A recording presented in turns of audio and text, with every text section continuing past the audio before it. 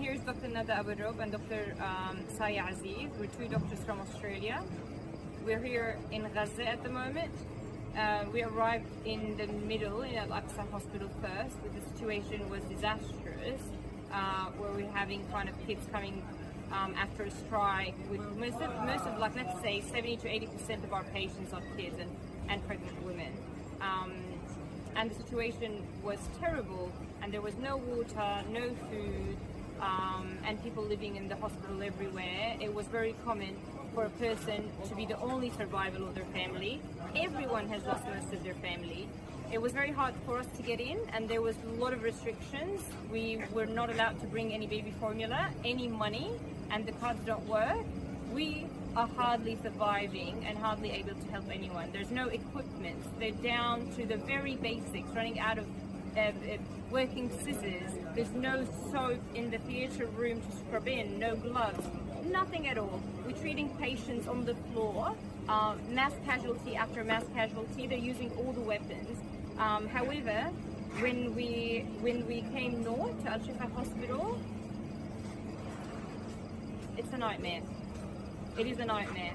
We're doing this video because we know that we might die at any time, unfortunately. Our accommodation is in the old delivery room. As you can see, this is the hospital. It's all bombed, but the bombing is still happening. When we came from the middle to the north, we saw people are evacuating. Instead of 20 minutes on the road, it took us around 8 hours to reach.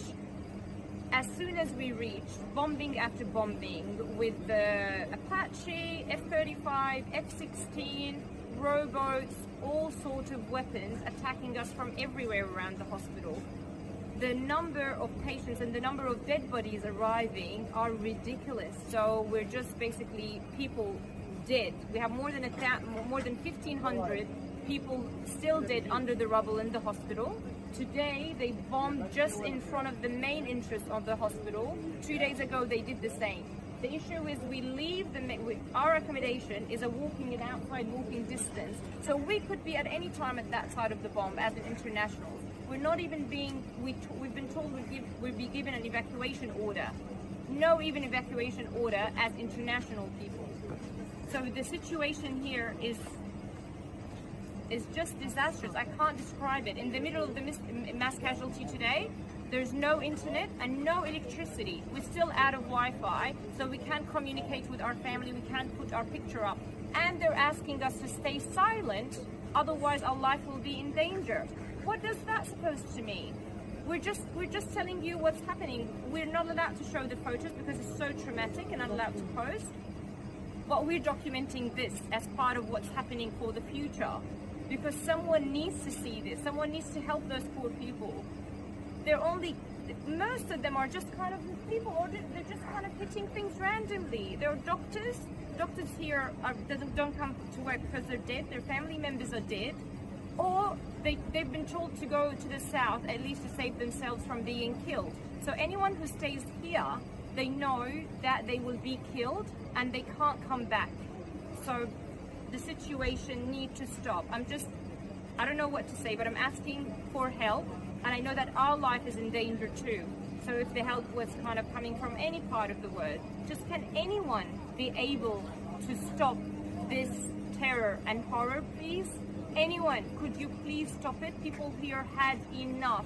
We had enough. There's no word to describe. Not sure, sorry, Dr. Said. Hi, I'm Dr. Saya Aziz. I'm an anaesthetist who works in Australia, and essentially I'm in a state of shock. We're in Al-Shifa hospital. We've been here a week. It took us 2 attempts to try and get up to the north to come to Al-Shifa, and we thought it was devastating in Shuhada Al-Aqsa hospital, where we spent a couple of days, and we come to Al-Shifa and it is catastrophic. It's cataclysmic. I can't even begin to explain how horrific the situation is. From an anaesthetic point of view, so many simple things that should be straightforward, it's just non-existent. So we have patients walking into theatre We have patients coming in asking how their relatives are. We have, it's absolute chaos. They have to bring their own mattress. If they're lucky and they've rescued it from the rubble, they have to bring the patient on the mattress. The family members have to lift the patient onto the bed. The operating bed doesn't go up or down, it's broken. We essentially have no suction. There's no suction. We have to share a suction with the surgeons. And it is filthy. There's nothing to clean anything with. It's a miracle that we're getting anything done. We have started at 8 o'clock this morning and it's about 11 o'clock at night. Now, this is us. The people from Gaza, the healthcare workers, have been working day and night. They do 48-hour shifts. Some of the healthcare workers have to continue on because the others can't make it. They're stranded, they've moved south. So they're working non-stop, tirelessly. They're all thin, hectic, exhausted. They've been malnourished for 2 years. They've been doing this for 2 years. And to see their dedication to each and every patient, to try and save each and every life, I'm in awe of them. I cannot believe they are continuing after 2 years. We have been here 2 days and it's been a shock. I don't know how they've been doing it for 2 years. It's unbelievable. Like the lack of equipment. An operation that should take an hour takes 3 hours because they have to wait 20 minutes to find a suture, to find a pair of scissors. There's flies everywhere in the rooms. Like there's just no way of maintaining any form of sterility. And the stress and the tension between the healthcare workers, each and everyone is worried about their situation. No one knows where they're going to go, what they're going to do.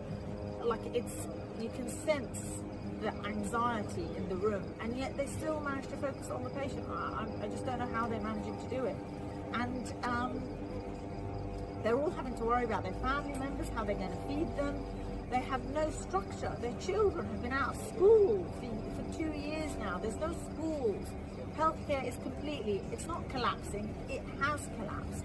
Like, I don't know how it's functioning. And, you know, patients who should be going to intensive care, who should be coming back, getting a relook, they're just,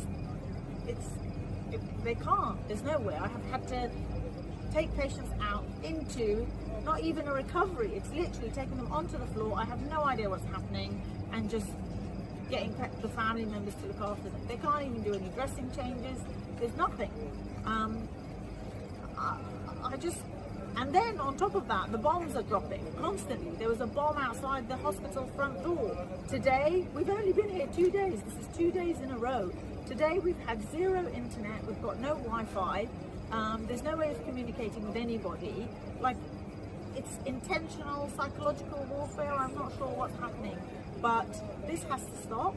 They need to stop throwing the bombs. We need absolute unimpeded medical aid. We need food, nutrition. There's no way that patients are going to heal. And the worst part is it's all children and women and young families.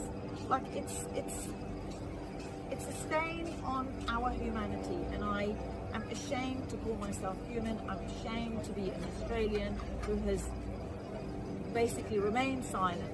The F-35 parts are not non-lethal, they are absolutely lethal, and I would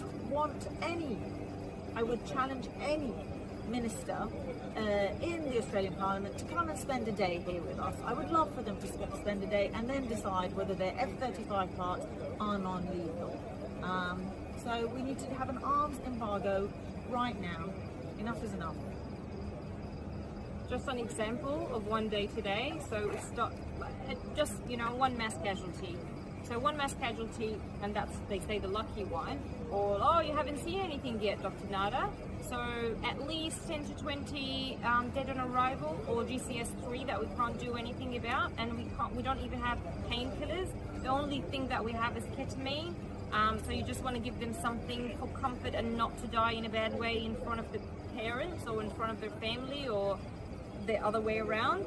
I had a beheaded lady who's 9 months pregnant that we had to deliver her by an emergency C-section in the emergency room And luckily the girl is a, you know, she